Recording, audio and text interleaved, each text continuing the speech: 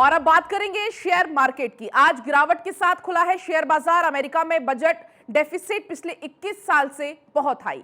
Thailand में महंगाई दर बढ़ने की संभावना। अर्जेंटीना को आईएमएफ से रीस्ट्रक्चर मिलने की भी संभावना। रूसी अर्थव्यवस्था में जीडीपी ग्रोथ नेगेटिव रहने की संभावना। श्रीलंका का डेफिसिट अभी भी हाई रहने की संभावना। तो आज शेयर मार्केट कैसा होगा, निवेश आप कहां करें, कहां निवेश करने से बचें, भारत 24 आपको लगातार शेयर मार्केट से जुड़े हुए टिप्स बताता है। कहां आप निवेश करें, कहां आप निवेश करने से बचें, तो ऐसे तमाम टिप्स भारत 24 आपको लगातार देता है। और चलिए इसी बीच मेरे साथ अर्थशास्त्री आकाश जिंदल जी जुड़ चुके हैं। बहुत बहुत स्वागत है आकाश जी आपका भारत 24 पर। आज गिरावट के साथ खुला है शेयर बाजार, क्या कुछ आप कहना चाहेंगे? देखिए, ग्लोबल इकोनॉमी में बहुत दिक्कतें चल रही हैं। अमेरिका में, यूएस में, जो वर्ल्ड की सबसे बड़ी इकोनॉमी, सबसे कामयाब इकोनॉमी मानी जाती है, डेट सीलिंग का इशू आ गया। डेट सीलिंग का इशू मतलब ये है, दर्शकों के लिए समझा दूं कि आज वहाँ क्या हो रहा है, जितना कर्जा वहाँ की सरकार वो ले सकती है उससे ज़्यादा लेने की ज़रूरत पड़ रही है। तो उसके लिए दोबारा से परमिशन मांगी जा सकती है कि क्या ना कर्जा लिया जा सकता है, उससे ज़्यादा कर्जा सरकार को लेना अलाउ किया जाए। ये ऐसा क्यों हो रहा है?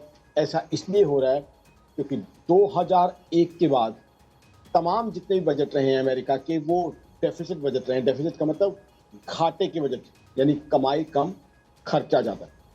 तो आज ग्लोबल इकोनॉमी की क्या हालात हैं, ये सबसे बड़ी इकोनॉमी जिसे रोल मॉडल इकोनॉमी कहते हैं, उसके हालात आपके सामने हैं कि 2001 के बाद का कोई बजट ऐसा नहीं है जो फायदे का बजट हो।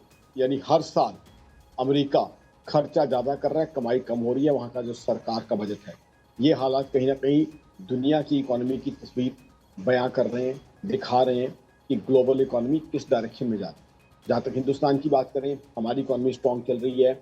1.87 लाख करोड़ का जीएसटी कलेक्शन आया है। ये मेरी ही ऑर्गेनाइजेशन आकाश जिंदल डॉट की प्रेडिक्शन थी आपके चैनल पे कि 1.75 लाख करोड़ से ज़्यादा आएगा, और वो सही भी साबित हुई है। वो ये दिखा रही है कि इंडियन इकोनॉमी में कंजम्पशन और बाइंग अपनी जगह कायम है और इंडियन इकोनॉमी स्ट्रेंथ के साथ आगे बढ़ रही है। बट कहीं ना कहीं ग्लोबल इकोनॉमी में जो रिसेशन के करीब पहुंचने के हालात बने हुए हैं, उसका इम्पैक्ट हिंदुस्तान की इकोनॉमी पे भी कहीं ना कहीं दिखेगा। साथ ही साथ इंडिया की इकोनॉमी में जो और अच्छी चीज़ें हो रही हैं, रुपया जो हमारा करेंसी है वो फोर्थ पॉपुलर करेंसी दुनिया में बन गए हैं। दुनिया भर के एयरपोर्ट्स पे, एक्सचेंजेस में काफ़ी जगह रुपये को एक्सेप्ट किया जा रहा है, और कई कंट्रीज अब रुपये में कारोबार करने के लिए हमारे साथ तैयार हो गए हैं, क्योंकि अब डी डॉलराइजेशन हो रहा है। डी डॉलराइजेशन का मतलब डॉलर जो ग्लोबल ट्रेड के लिए एक पसंदीदा करेंसी थी, यानी ग्लोबल ट्रेड सारा का सारा डॉलर में ही होता था, वो चीज़ें अब खत्म हो रही हैं। दूसरी करेंसीज जो हैं वो बढ़ रही हैं, जैसे कि यूरो हो गया, ग्रेट पाउंड हो गया, या हमारा हिंदुस्तानी रुपया, आने वाले समय में ब्रिक्स करेंसी। तो कहीं ना कहीं हिंदुस्तान की तरक्की दिख रही है, ग्रो कर रही है, और हिंदुस्तान बढ़ रहा है।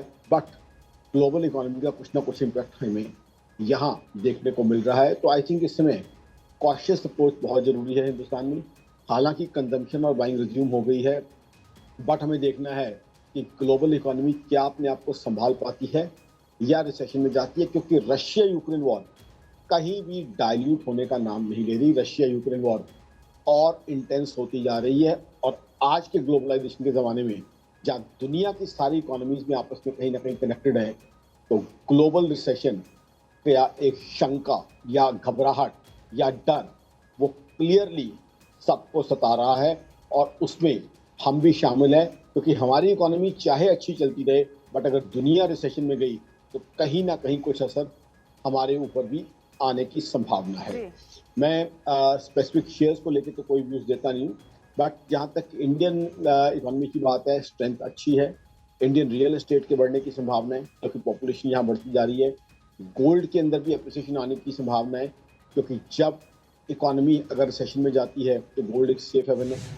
क्रूड ऑयल के अंदर कुछ बढ़ोतरी देखने को मिल सकती है, क्योंकि आने वाले समय में शायद प्रोडक्शन कट्स आए। But overall I think staying cash, staying liquid वो भी समथिंग। बिल्कुल आकाश जी, आपने बहुत ही रोचक जानकारी शेयर की। बहुत बहुत आपका फिलहाल शुक्रिया तमाम जानकारी के लिए।